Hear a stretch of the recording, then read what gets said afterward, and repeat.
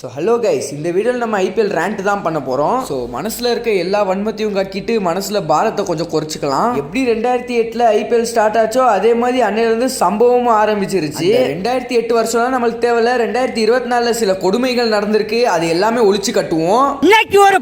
சரி கைஸ், இப்போதான் நம்ம சேனலை முறை பார்க்குறீங்கன்னா மறக்காமல் சப்ஸ்கிரைப் பண்ணுங்க. அப்போதான் எனக்கும் மோட்டிவேஷனாக இருக்கும் அடுத்த வீடியோ போடுறதுக்கு. சரி, ஓவரா பேசாமல் வீடியோக்குள்ளே போகலாம். ஒரு 2-3 லைன் கொஞ்சம் வேற மாதிரி ட்ரை பண்ணலாம்.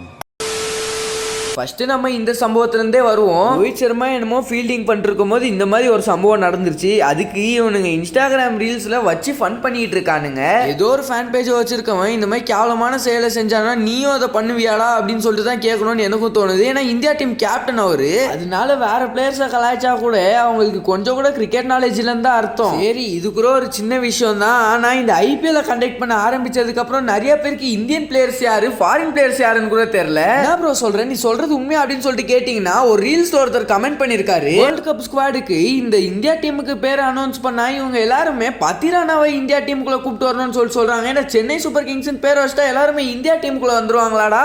இந்த கமாண்ட் போறவங்களுக்கு பதில் சொல்லியே ஒருத்தர் செத்து போயிடும் போல இருக்கு. இதுல நீங்க எல்லாருமே அக்செப்ட் பண்ண வேண்டிய ஒரே விஷயம்னா இந்த சிஎஸ்கே ஃபேன்ஸ் மட்டும் தான் இந்த மாதிரி இருக்காங்க. அப்ப நீ சிஎஸ்கே டீம் ஹேட்டரா ப்ரோ அப்படின்னு சொல்லிட்டு கேட்டீங்கன்னா நான் இந்தியா டீம் ஃபேனு, அதுக்குன்னு ஃபாரின் பிளேயர்ஸ் எல்லாமே ஹேட் பண்றேன்னு சொல்றதா காரணம் கிடையாது. ஸோ ஃபாரின் பிளேயர்ஸுமே பிடிக்கும், பட் அதுலயும் குறிப்பிட்ட பிளேயர்ஸை தான் பிடிக்கும். இன்னுமே 2023 நடந்த சம்பவம் 2024 நடந்துட்டு இருக்கு. என்னன்னா எந்த பிளேயருமே செஞ்சுரி அடிச்சுட்டு ஆஃப் செஞ்சுரி 19 பால்லே கம்ப்ளீட் பண்ணா கூட இங்க தோனி ஃபேன்ஸ் தோனி பேட்டிங் ஆடணும்னு வெயிட் பண்ணிட்டு இருக்காங்க. வெயிட் பண்ணுங்கடா, வேணான்னு சொல்லல, அதுக்குன்னு நல்லா ஆடுறவனை அவுட் பண்ணணும்னு சொல்லிட்டு வேண்டீங்களே. நடந்துட்டு இருக்க விஷயத்துல இன்னொரு சம்பவத்தை ஆட் பண்ணோம்னா இந்த ஃபிக்சிங் சொல்லிட்டு மும்பையை சொல்றாங்க. ப்ரோ மிச்சம் இருக்கு இவ்வளவு ஐபிஎல் டீமும் ஃபிக்சிங் பண்ணாதா? மும்பை இந்தியன்ஸ் ஃபிக்சிங் பண்ணா மட்டும் ஃபிக்சிங்னு சொல்றாங்க. அதுவே வேற ஏதாவது பிளேயர்ஸுக்கு ஏதாவது ஒரு மிஸ்ஃபீல்ட் ஆயினா மட்டும், அந்த பிளேயர் அவுட் ஆனதுக்கு அப்புறம் அது நோ பால்ரா அப்படின்னு சொன்னா அந்த டீம் எல்லாமே ஃபிக்சிங் ஆயிடுது. ஆனா அவங்களுக்கு பிடிச்ச டீமுக்கு அது ஆனா மட்டும் அது எதிர்ச்சியா நடந்துருச்சுன்னு சொல்றாங்க.